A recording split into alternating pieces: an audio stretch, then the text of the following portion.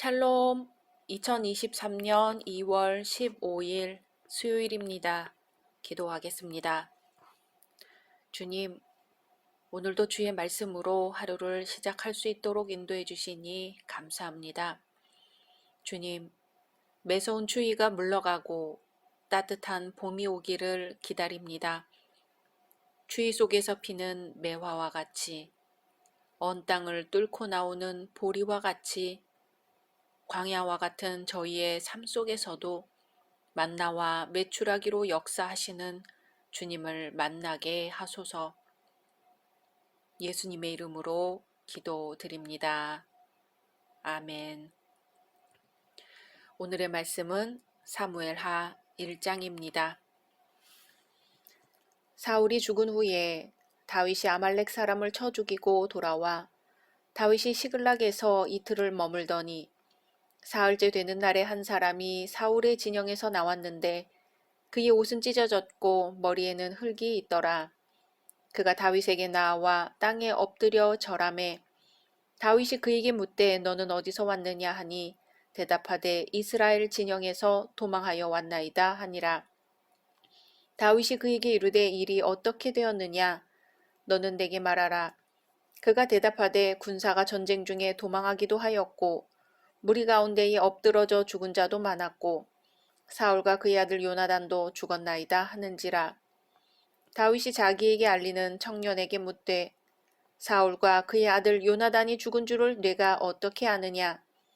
그에게 알리는 청년이 이르되 내가 우연히 길보아 산에 올라가 보니 사울이 자기 창에 기대고 병거와 기병은 그를 급히 따르는데 사울이 뒤로 돌아 나를 보고 부르시기로 내가 대답하되 내가 여기 있나이다 한즉 내게 이르되 너는 누구냐 하시기로 내가 그에게 대답하되 나는 아말렉 사람이니이다 한즉 또 내게 이르시되 내 목숨이 아직 내게 완전히 있으므로 내가 고통 중에 있나니 청하건대 너는 내 곁에 서서 나를 죽이라 하시기로 그가 엎드러진 후에는 살 수 없는 줄을 내가 알고 그의 곁에 서서 죽이고 그의 머리에 있는 왕관과 팔에 있는 고리를 벗겨서 내 주께로 가져왔나이다 하니라.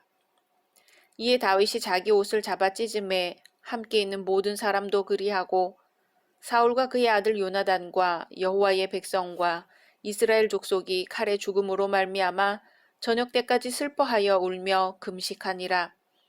다윗이 그 소식을 전한 청년에게 묻되 너는 어디 사람이냐?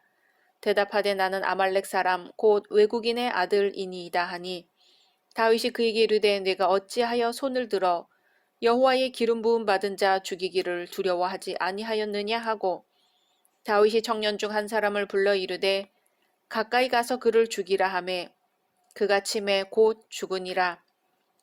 다윗이 그에게 이르기를 내 피가 내 머리로 돌아갈지어다. 내 입이 네게 대하여 증언하기를 내가 여호와의 기름 부음 받은 자를 죽였노라 함이니라 하였더라.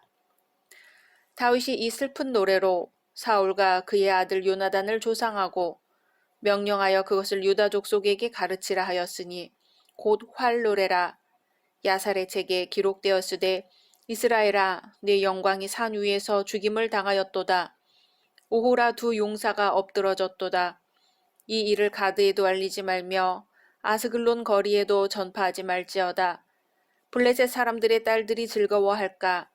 할례받지 못한 자의 딸들이 개가를 부를까 염려로다.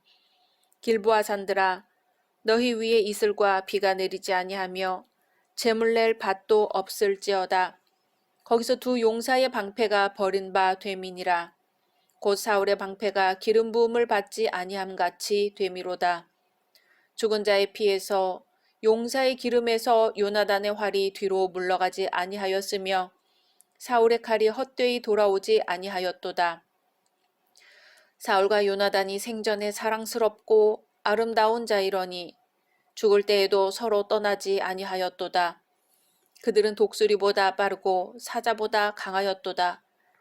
이스라엘 딸들아 사울을 슬퍼하여 울지어다. 그가 붉은 옷으로 너희에게 화려하게 입혔고 금 놀이개를 너희 옷에 채웠도다. 오호라 두 용사가 전쟁 중에 엎드러졌도다. 요나단이 내 산 위에서 죽임을 당하였도다. 내 형 요나단이여 내가 그대를 애통함은 그대는 내게 심히 아름다움이라. 그대가 나를 사랑함이 기이하여 여인의 사랑보다 더하였도다. 오호라 두 용사가 엎드러졌으며 싸우는 무기가 망하였도다 하였더라. 아멘. 사울 왕의 죽음으로 끝나는 사무엘상은 곧 다윗의 오랜 도피 생활이 마감되었음을 뜻합니다. 나아가 이제 다윗이 이스라엘의 왕으로 등극할 시기가 되었음을 의미하지요. 그러므로 사무엘 하는 다윗의 등극으로부터 시작하여 다윗의 영도하에 이스라엘 왕국이 굳게 다져지고 견고히 세워지는 과정이 서술되어 있습니다. 그런데 여기서 다윗의 왕국과 그의 통치는 여타 이방의 왕정 체제와는 달리 하나님의 뜻을 대행하여 통치하는 신정 왕국이라는 측면에서 그 의미하는 바가 큽니다. 곧 다윗의 왕국과 그의 통치는 장차 도래할 영원한 메시아 왕국과 메시아의 통치를 예표하는 그림자적 성격을 띠고 있습니다.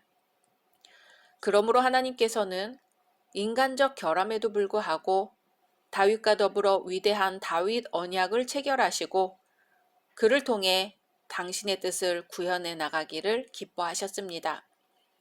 아울러 언약 공동체인 이스라엘을 높이 드사 만방 앞에 하나님의 주권을 널리 드러내셨습니다.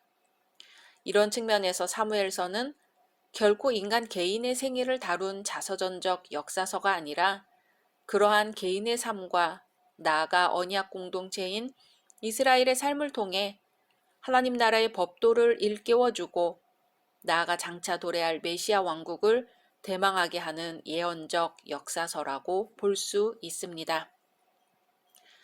이제 말씀으로 들어가 볼까요? 사무엘상에서 우리는 이스라엘의 최초로 왕정제도가 수립되고 그 초대 왕으로 등극한 사울의 일생에 관하여 살펴보았습니다.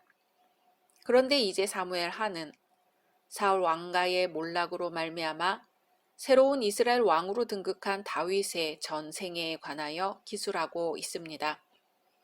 여기에는 다윗의 덕과 장점뿐 아니라 그의 죄악도 숨김없이 기록되어 있습니다.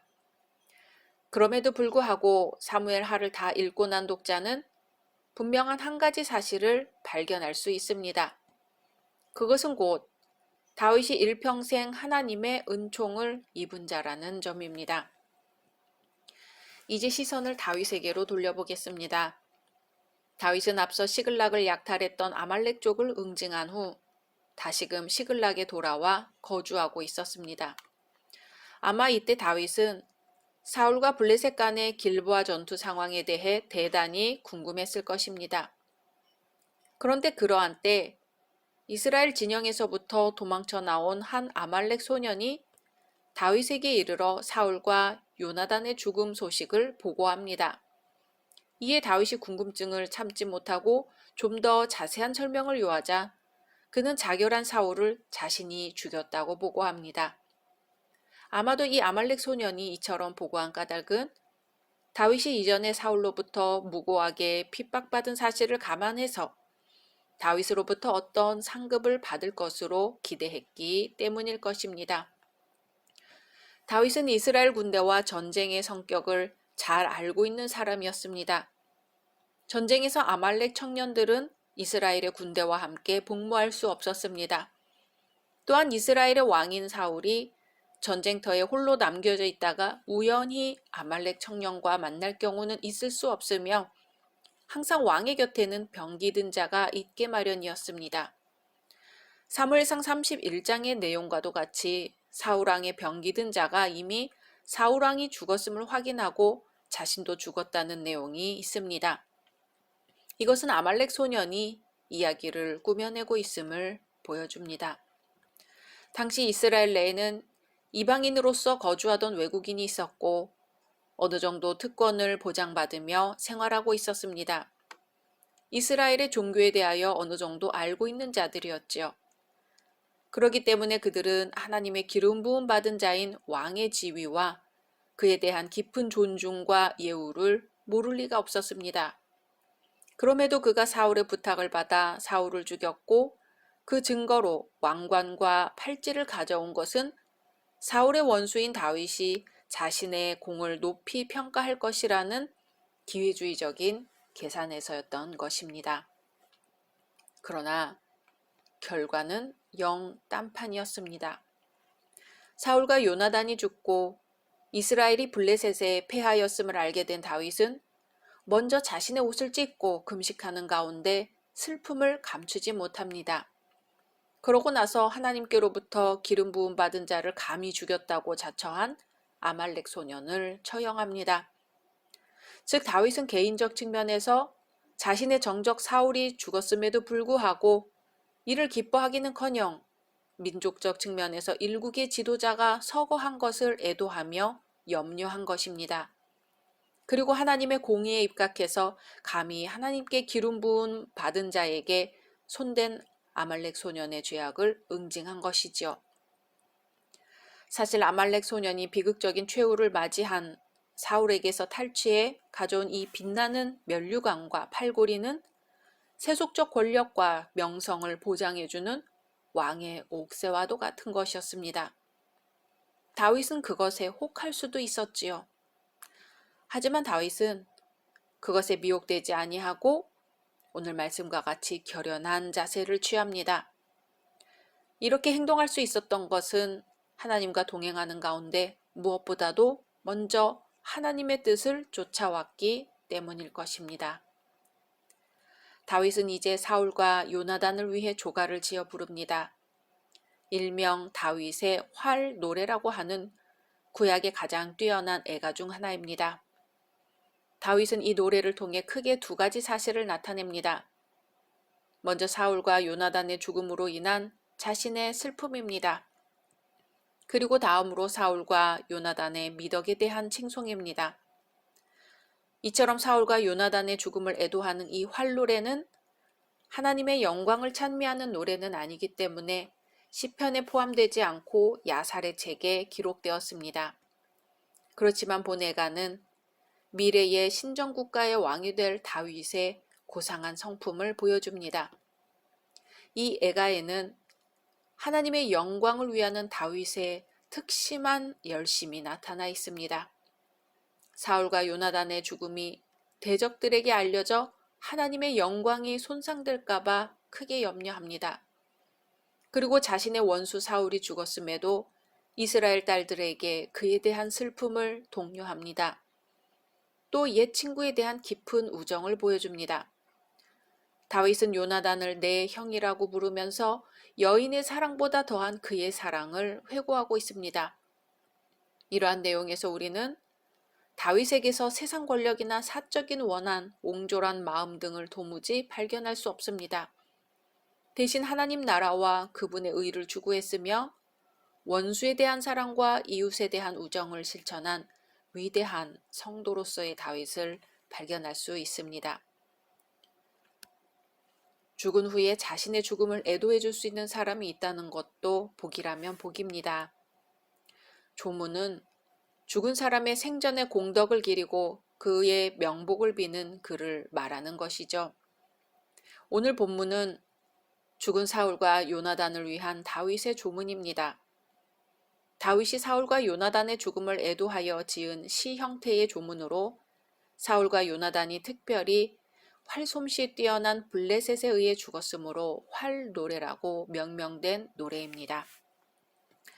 다윗과 사울은 평소에 원수 같은 사이였지요.